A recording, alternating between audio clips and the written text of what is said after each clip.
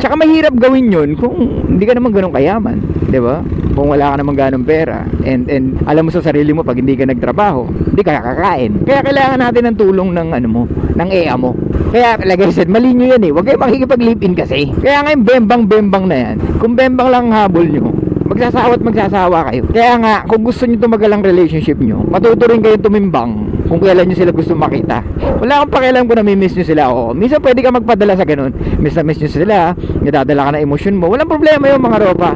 Pero dapat marunong kang tumimbang kung kailan mo siya gustong kitain at kung kailan mo siya gustong lambingin. O kung kailan mo siya gustong bembangin. Pag hawak mo yung oras mo to meet her, much better. Kasi gusto rin ng babae yun. Yung nilalagay mo siya kung saan siya nararapat. Kasi mas gusto ng mga babae yung ganun. Nililid nyo sila. O nililid natin sila. Walang masama, Ropa. Maniwala ka sa akin. Walang masama pag sinabi mo sa kanya na this is what you need to do. Dalawa tayo dito, team tayo dito. Yung iba sa inyo mahihirapan sa ganun dahil sinanay nyo eh. Sinanay nyo yung girlfriend nyo na maging ganun. Na dapat hindi naman. So paano mo yan? Paano mo gagawin yung mga sinasabi ni Suplado Moto? Simulan mo na hanggat maaga. Minsan yung mga babae naghihintay lang din niya sabihin mo sa kanila. Siyempre, ang mga babae, ay, sige, ikaw naman gumagawa ng lahat. Siyempre, sa kanila, pabor yun. Kung mayaman ka, pwede ka magkatulong. Ano ba gagawin nila? Diba? Anong pagsisilbi pa? Tsaka imagine mo, kung hindi naman kayo madalas mag-sex, kung hindi naman kayo madalas magbembangan, then, anong ambag niya sa relationship nyo? Tapos, ano pa siya? Lagi pa siyang mainitin ng ulo, or lagi pa siya nakasimbako lang mukha. Then, hindi mo nakikita na fruitful yung relationship mo, Ropa. Nahalatang nirelasyon mo lang siya dahil siya ay maganda. Diba? Pwedeng hot, laki puwet, laki dede. Baka kaya dahil doon, kaya nakipagrelasyon sa kanya. Pero mga Ropa, ayoko maging superficial kayo. Though, we are hardwired to be superficial kasi nga, tayo yung market ng mga kagandahan eh. Okay? We are the one dictating kung itong babae na to, kung maganda or hindi. May power ka, Ropa. Yun yung pagbibigay ng relationship at paglilid ng EA. Okay? So, wag mong aalisin sa yun. Kung gusto mong tumagal ang relationship nyo at kung gusto mo talaga magkaroon ka ng game, ngayon pa lang nasa in a relationship ka or wala ka or single ka pa, learn how to lead yourself. Paano mo nililid yung sarili mo? Paano mo dinidisiplina yung sarili mo?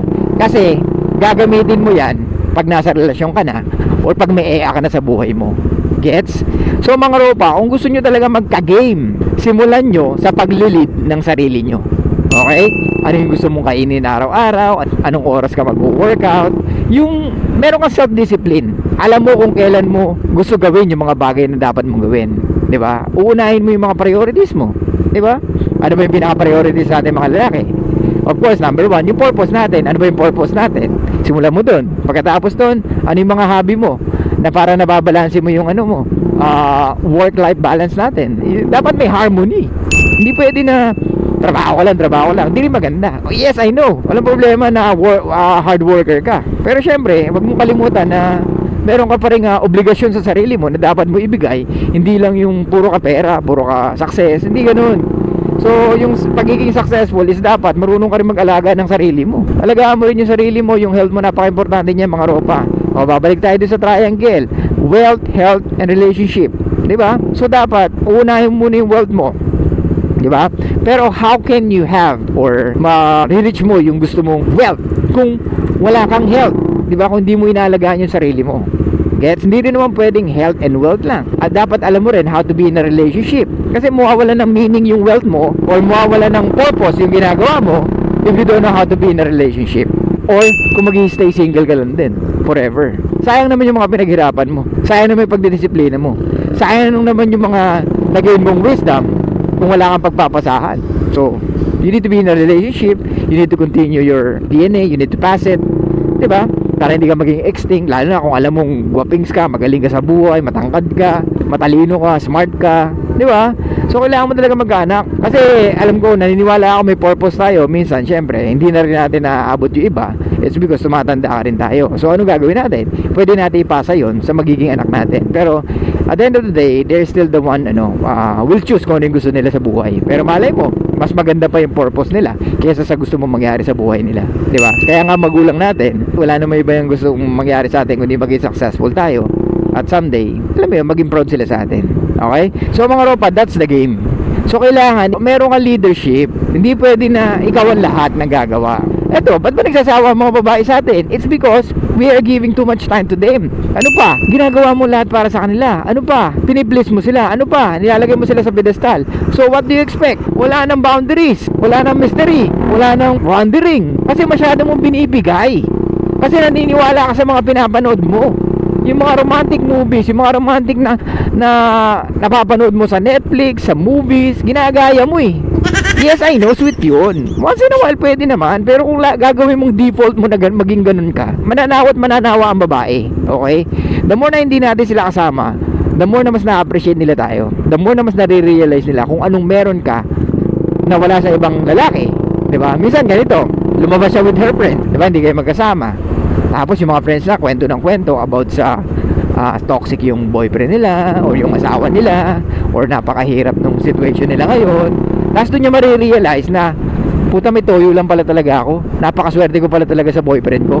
Siya na naglalaba, siya na nagluluto, siya pa nagtatrabaho, tapos ako, reklamo pa ako ng reklamo. May mga ganun. Kaya minsan, hayaan mo rin siya lumabas with her friends. But make sure na talagang lalabas siya, hindi magpa-party. Just to, just to socialize, di ba? With her friends or just to catch up with her friends. Okay? Ang purpose nitong content natin is to know yourself more and to be a leader or to be the man that you wanted to be. Yan ang gusto natin mangyari sa bawat isa. Okay? And yun nga, wag tayo magpa-take advantage sa mga EA. And I want you to be the best version of yourself. Yeah, I know, parang narinig nyo na yun. Ano yan? Quote? Totoo, di ba? Always choose to improve regardless on how you feel. Lagi mong piliin yung mag-i-improve ka regardless kung ano may nararamdaman mo. Pagpunta mo sa gym, tamad ako eh, wala ako sa mood eh. Hindi pwedeng wala ka sa mood. You need to drag yourself going there. Wala pinagkaya ba, may trabaho ka, may hangover ka, pero you still need to go there. Kailangan mong pumasok kasi they need you or they paying you in exchange of your service, di ba? Kaya nga bayad ka. Kaya nga hanggat maaari papasok ka talaga kahit may hangover ka. Pero yun nga guys, gusto ko maging ganun lagi yung mindset nyo. Sa trabaho, pare yung push mo. Pero sa pag-gym, pag-improve ng sarili, ayaw mo. Hindi pwede yun. Balansin mo, ropa. At kung may hobby ka, tuloy mo lang. Diba? Walang masama dun. Walang masama sa hobby mo. Walang masama na magmotor ka. Walang masama na makipag-meet ka sa mga tropa mo. At walang masama na mag-basketball ka. Kailangan din ng EA mo yun. Kailangan nyo rin ng me time. O kailangan nyo rin ng absence. Kailangan di rin kayo nakikita madalas. Okay? So lang guys, thank you so much. Sana may nakuha kayo. I'll see you guys next time. And bye-bye. Show love and peace out.